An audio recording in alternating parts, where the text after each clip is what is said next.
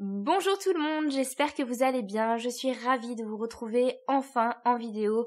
Oui, ça fait très longtemps que je ne vous ai pas proposé une nouvelle vidéo, vous vous en êtes certainement rendu compte, je suis très irrégulière dans mes posts, aussi bien sur mon blog que sur cette chaîne.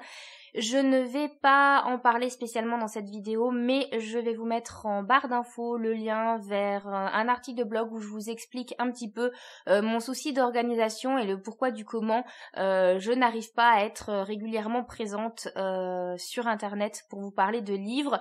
Malgré tout, c'est quelque chose que j'aime toujours autant faire et je dois même dire que ça me manque beaucoup quand j'ai pas l'occasion de le faire. Là, j'ai enfin pris le temps ce matin d'allumer ma caméra et je reviens vers vous aujourd'hui pour vous parler de mes dernières lectures de 2017. Je suis donc très en retard comme je vous le disais. Malgré tout, j'avais un petit sentiment d'inachevé. Je me voyais pas en fait squeezer ces lectures et passer tout de suite à autre chose, d'autant plus que j'ai fait de jolies découvertes. Donc comme on dit, mieux vaut tard que jamais. Et je commence tout de suite en vous présentant 3 bandes dessinées. La première s'appelle Les Cochons Dingues. C'est une bande dessinée que j'ai empruntée à la médiathèque où je travaille, qui est une BD très jeunesse puisqu'elle est abordable dès l'âge de 6 ans. Je pense que dès que l'enfant apprend à lire tout seul, elle est tout à fait accessible. Malgré tout, je pense que c'est aussi une BD très familiale et c'est une BD que je conseille à tous ceux qui ont vécu ou vivent avec des cochons d'Inde. Je pense que elle vous fera vraiment beaucoup sourire. Ça a été mon cas puisque chez mes parents nous avons des cochons d'Inde et j'ai vécu avec des cochons d'Inde un moment et ce sont des animaux très touchants, assez méconnus, n'est-ce pas. Il y a d'ailleurs à l'arrière de la bande dessinée un dessin qui me fait beaucoup rire que je vais vous mettre là où un cochon d'Inde tient une pancarte en mettant nous ne sommes pas des hamsters. Oui, ça n'a absolument rien à voir. Donc c'est vrai que c'est des animaux qui sont pas tellement connus et qui sont peut-être sous-estimés parce que les gens se disent ouais bon un cochon d'Inde super vachement intéressant. Et ben en fait si, ce sont des animaux qui sont très drôles malgré eux, ils sont un petit peu extrêmes dans leur comportement, c'est-à-dire que quand ils ont faim, ils ont très faim, quand ils ont peur, ils ont très peur et ça donne des situations très cocasses, des situations qui sont donc reproduites dans cette bande dessinée qui est un one-shot il me semble et franchement c'est à mourir de rire. J'ai ensuite lu Princesse Sarah, donc les tomes 9 et 10 donc de cette bande dessinée. Je vous en avais fait une vidéo dédiée où je vous parlais du livre La Petite Princesse qui est le roman d'origine et ensuite de son adaptation en bande dessinée donc Princesse Sarah du tome 1 au tome 8. Entre-temps, le tome 9 et le tome 10 sont sortis donc je les ai lus avec plaisir. Le tome 9, Intrigue à Venise, je l'ai trouvé un petit peu en dessous des autres tomes. C'est divertissant, mais ça restait assez plat et sans véritable intérêt. Je me suis dit oulala. Et puis finalement le tome 10 qui s'appelle La guerre des automates est super bien. Il relance l'intrigue, on part dans quelque chose d'assez sombre, on finit sur un cliffhanger bien sûr. Merci beaucoup, surtout que le tome 11 n'est pas encore sorti. Je prends toujours autant de plaisir à lire cette saga qui est vraiment très bien dessinée. On a un style un petit peu manga et en même temps on est dans un univers complètement steampunk. C'est un espèce de mélange des genres mais qui fonctionne super bien. Moi la seule chose que j'ai envie de dire aux auteurs c'est arrêtez de nous faire tourner autour du pot par rapport à la relation des deux personnages principaux. Ça par contre ça me lasse un peu, j'en ai un petit peu marre mais pour le reste j'aime vraiment beaucoup et j'ai vraiment très hâte de lire la suite. C'est vraiment une BD que je vais suivre jusqu'au bout je pense.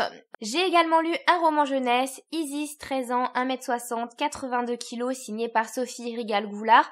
Ce n'était pas du tout prévu, en réalité j'ai eu l'opportunité de suivre une formation professionnelle où nous avions l'occasion de rencontrer cet auteur, alors évidemment ça me semblait normal, j'ai voulu lire un de ses romans avant de la rencontrer et mon choix s'est porté sur celui-ci qui est un one-shot parce que c'est aussi une autrice qui écrit pas mal de suites, donc j'ai préféré lire un one-shot pour commencer et pour être sûre de l'avoir fini le jour de la rencontre.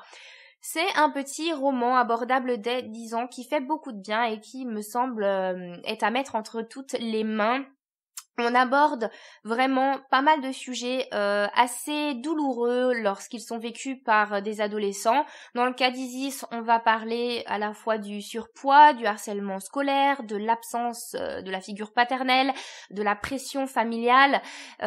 C'est dur et c'est drôle en même temps parce que Isis a une plume acérée qui est assez sympathique à lire parce que oui, il s'agit d'un roman épistolaire et nous suivons le courrier que Isis envoie à son père qui est parti à sa naissance et elle décide de lui écrire et de lui raconter un petit peu sa vie. J'ai vraiment beaucoup aimé ce roman sans prétention mais qui je pense apporte beaucoup et je vous le conseille évidemment avec grand plaisir. Côté roman ado, j'ai bien avancé dans mes suites de sagas. J'ai tout d'abord lu le 2e tome de la série Phobos. J'avais vraiment beaucoup aimé le tome 1 et j'avais hâte de connaître la suite. Donc le tome 2 débute vraiment là où on s'est arrêté dans le tome 1. On entre tout de suite dans le vif du sujet. J'ai vraiment beaucoup aimé la première partie de ce roman lorsque les candidats doivent prendre une décision lourde de conséquences et qu'ils procèdent ensuite à leur installation. Mais je trouve qu'ensuite le rythme perd en puissance et l'intrigue piétine un peu. J'étais un petit peu plus mitigée sur cette 2e partie de roman et j'espère vraiment que le 3e tome va relancer cette saga. J'ai ensuite lu le 2e tome de la saga Lady Helen, le pacte des mauvais jours. Là, c'est juste un petit peu l'inverse, c'est-à-dire que lorsque j'ai lu le tome 1, j'avais un avis en demi-teinte. J'ai trouvé ça sympathique, mais pas forcément très addictif. Je vous mettrai le lien vers mon article sur le tome 1 pour voilà que vous voyez un petit peu plus ce que j'avais ressenti à sa lecture. Je vais pas m'étaler ici. Mais du coup, le tome 2, c'était un peu le tome ça passe ou ça casse. C'est-à-dire que soit l'auteur elle arrivait à m'embarquer dans son histoire et c'était bon, soit j'abandonnais cette série purement et simplement. Mais pour le coup, j'ai eu une très agréable surprise. J'ai trouvé que ce tome 2 était beaucoup plus rythmé, que l'auteur enfin nous dévoilait certaines réponses. J'ai adoré l'évolution de Lady Helen qui dans le tome 1 est très timide, ne sait pas trop comment gérer la situation. Dans le tome 2, elle prend les choses en main, elle prend des risques, elle assume ses choix. C'est vraiment un personnage féminin badass comme je les aime, féministe malgré elle et très franchement c'était un bonheur à lire et maintenant je piétine d'impatience à l'idée de lire le 3e tome. Il me semble que c'est une trilogie et que nous aurons le mot de la fin. Je ne sais pas du tout quand il va sortir mais j'attends ce tome-ci au tournant et j'ai bon espoir que finalement ce soit une très très bonne saga. C'en est tout pour cette vidéo, ça y est, mon année livresque 2017 est enfin clôturée, place à 2018. N'hésitez pas à me laisser en commentaire vos plus belles lectures de 2017, peut-être que cela deviendra de très belles lectures pour moi en 2018. Je vous fais plein de gros bisous et je vous dis à très bientôt dans une prochaine vidéo. Bye bye!